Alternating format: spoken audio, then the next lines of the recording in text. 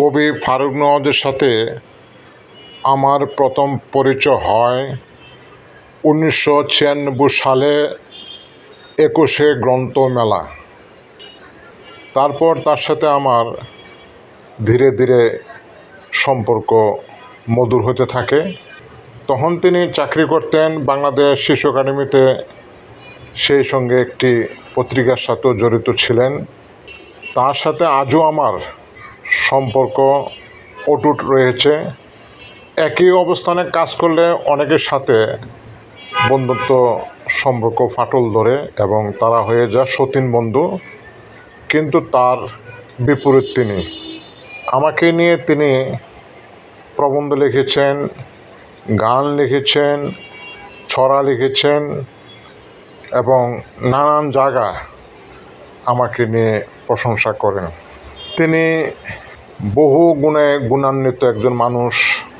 শুধু আমার লেখায় এডিট করা কেন, অনেক তরুণ লেখক দেখতাম তার শিশু একাডেমিতে গিয়ে বসে থাকতেন লেখা এডিট করার জন্য। তিনি একজন উদার মনের মানুষ এবং পরোপকারী। তাকে নিয়ে আমি একটি কবিতা লিখেছি, সে কবিতাটি এখন পাঠ করে শোনাচ্ছি।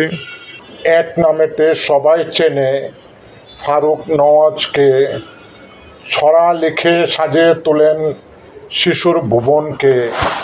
লিখেন তিনি 21 নিয়ে, লিখেন মুক্তিযুদ্ধ। অনেক গুণী লেখক বলেই সব লেখাই তার শুদ্ধ। ফারুক নওয়াজ এই সময়ের দক্ষ এডিটর, পরের লেখা ঠিক করে দেন এক নিমেষের পর।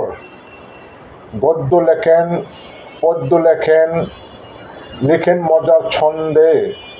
তার ছড়ারা হাওয়ায় উড়ে বকুল ফুলের গন্ধে।